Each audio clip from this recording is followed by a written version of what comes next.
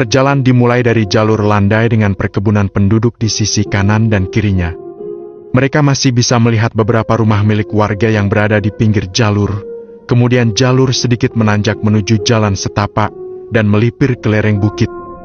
Dengan Agung sebagai leader atau pemimpin kelompok diikuti oleh Firman kemudian Jaka dan Rendi sebagai sweeper. Mereka menikmati perjalanan dengan udara yang sejuk khas pegunungan. 1 jam mereka berjalan akhirnya mereka sampai di pos 1. Mereka beristirahat sebentar sekedar untuk menyalakan sebatang rokok dan melepas dahaga. Udah lama gak muncak, jalan segini aja udah berasa ini kaki. Ujar Rendi, yang memang jarang berolahraga, ketika hari libur pun dia lebih memilih untuk rebahan dan bermain game. Kirain kaki gua doang yang gak bersahabat, ujar Jaka sembari duduk selonjoran di sisi Rendi, diikuti oleh Agung dan Firman sambil meluruskan kaki mereka. Mengingat belum ada makanan yang masuk perut sejak tadi pagi, akhirnya mereka memutuskan untuk memakan cemilan dan roti yang dibeli Jaka di pasar, sewaktu dia menunggu Agung dan Rendi berbelanja. 15 menit sudah cukup untuk mereka melepas penat dan menganjal perut mereka masing-masing. Sebelum memulai perjalanan, Firman berniat untuk buang air kecil di WC yang tersedia di pos 1. Namun saat ia hendak masuk ke dalam WC, ujung matanya melihat seperti ada yang mengawasinya. Sontak dia kaget dan langsung menengok ke arah orang tersebut. Namun dia tak bisa memastikannya, karena kejadiannya hanya beberapa detik, dan orang tersebut langsung menghilang di balik pohon. Kenapa orang itu mirip seperti kakek-kakek yang tadi di pasar ya? Tapi penampilannya kok beda? Lebih bersih dan rapi. Semoga aja cuma halusinasi gua doang, ujarnya dalam hati. Firman hanya bergidik ngeri dan langsung masuk ke dalam WC dan menyelesaikan niatnya. Ia pun segera keluar meninggalkan WC untuk kembali bergabung dengan teman-temannya. Firman tak menceritakan apapun kepada teman-temannya tentang apa ia lihat, dan lebih memilih untuk mengajak mereka melanjutkan perjalanan. Kemudian mereka melanjutkan perjalanan dengan posisi seperti semula. Jalur dari pos 1 menuju pos 2 masih terbilang landai, dan hanya butuh waktu sekitar 40 menit untuk sampai pos 2. Di sini mereka tak beristirahat dan memilih melanjutkan perjalanan menuju pos 3. Mereka menikmati perjalanan dengan saling bersenda gurau agar perjalanan tak terlalu terasa lelah. Di tengah perjalanan menuju pos 3, tiba-tiba Jaka meminta izin untuk buang air kecil. "Gung, gua kebelet nih, tungguin ya," ujar Jaka. Ia berlalu menuju semak-semak dengan 2 pohon di sisi kanan dan kirinya, bahkan lebih mirip seperti gapura karena ukuran keduanya yang cenderung sama. "Oh oke, Jak." Agung dan kedua temannya berhenti dan duduk di pinggir jalur untuk menunggu Jaka sembari istirahat. "Semoga aja ada kelompok lain yang naik hari ini, biar gak cuma kelompok kita doang yang muncak malam ini," ujar Firman. Mengingat hanya tinggal 2 kelompok yang masih di atas dengan estimasi turun nanti sore. "Iya nih, gua juga mikir gitu," timpal Rendi. "Pasti ada yang naik kok, tenang aja, biasanya weekend kan ramah," ujar Agung meyakinkan. Sementara itu di balik semak Jaka sudah selesai menunaikan hajatnya dan bergegas kembali menghampiri teman-temannya. Namun saat ia telah berjalan beberapa langkah, ujung matanya tak sengaja melihat benda yang berkilau karena pantulan sinar matahari. Ia pun menghampirinya dan ternyata benda tersebut adalah sebuah kalung dengan liontin berbentuk bulat berwarna putih perak, serta batu berwarna biru di atasnya, lebih mirip seperti batu safir. Jaka yang melihat benda tersebut lantas mengambilnya kemudian memperhatikan kalung tersebut untuk memastikan bahwa benda itu imitasi atau bukan. Setelah dilihat dengan seksama sepertinya benda itu bukan imitasi, mengingat rantai kalung yang tetap berwarna putih perak tanpa celah dan batu berwarna biru di atasnya yang sangat indah berkilau. "Tidak mungkin jika ini imitasi, tapi milik siapa ya? Apa mungkin milik salah satu pendaki yang jatuh? Tapi di ini bukan jalur pendaki," gumamnya dalam hati. Ia pun bergegas menghampiri teman-temannya untuk memberitahu apa yang ia temukan. "Gung, Ren, Man, lihat apa yang gua temuin," ujar Jaka. Ia membuka telapak tangannya dan terpampanglah sebuah kalung safir yang berkilau. Mereka berempat sontak menutup mata dengan tangan masing-masing karena pantulan cahaya matahari dari batu safir tersebut. "Lo nemu di mana, Jak?" tanya Rendi penasaran. Di semak-semak sana, jawab Jaka sembari menunjuk ke tempat dia buang air kecil tadi. Cakep bener Jak batunya, kira-kira kalau kita bawa ke kota laku berapa ya? Kayaknya ini bukan imitasi dah, ujar Firman sambil terus memperhatikan kalung tersebut. Hash! Jangan ngadi-ngadi lu pada ya, ingat peraturan mendaki.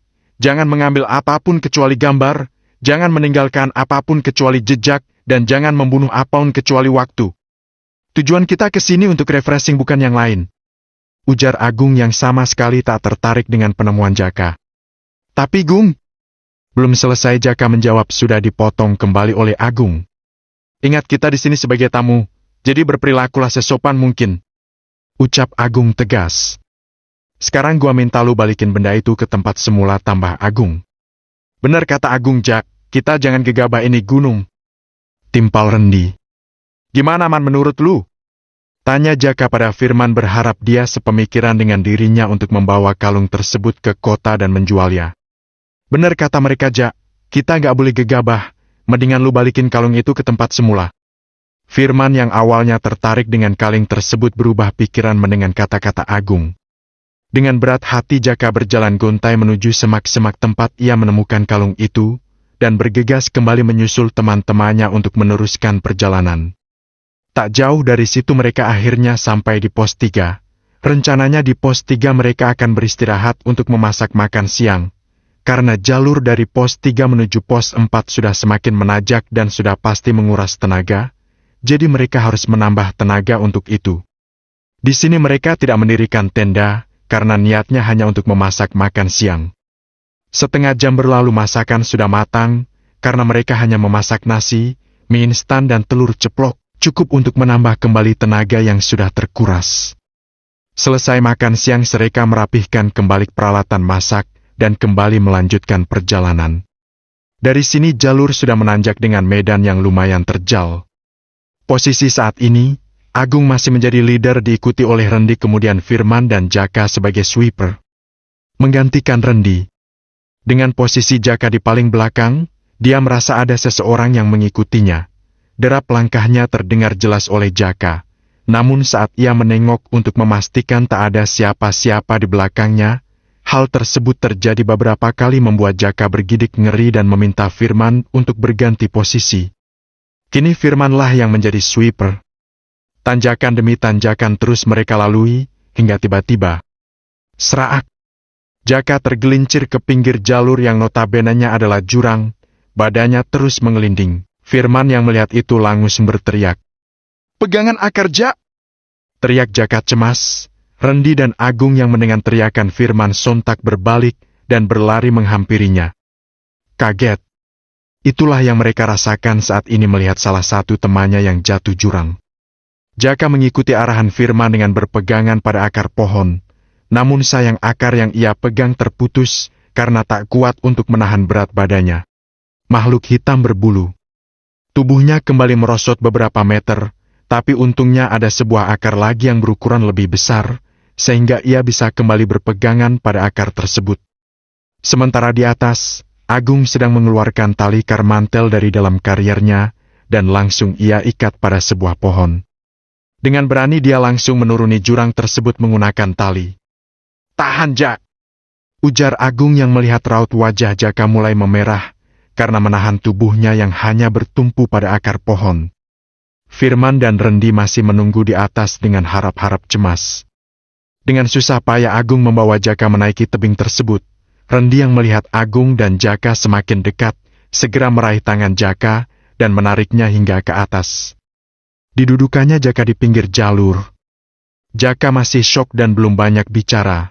Untungnya Jaka memakai celana panjang dan jaket yang lumayan tebal, jadi tubuhnya tidak banyak tergores oleh akar pohon. Hanya saja pergelangan kakinya terkilir dan pelipisnya mengeluarkan sedikit darah karena tergores ranting pohon.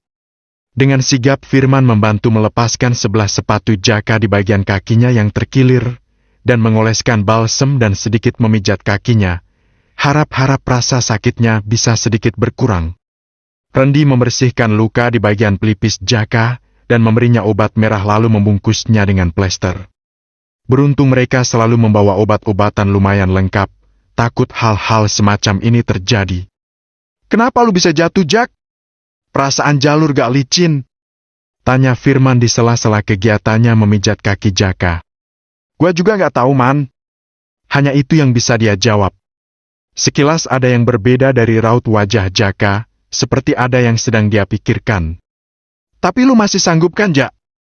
Kalau enggak, sampai pos 4 ke RR lu biar gua yang bawa, takutnya kaki lu jadi bengkak. Ujar Agung.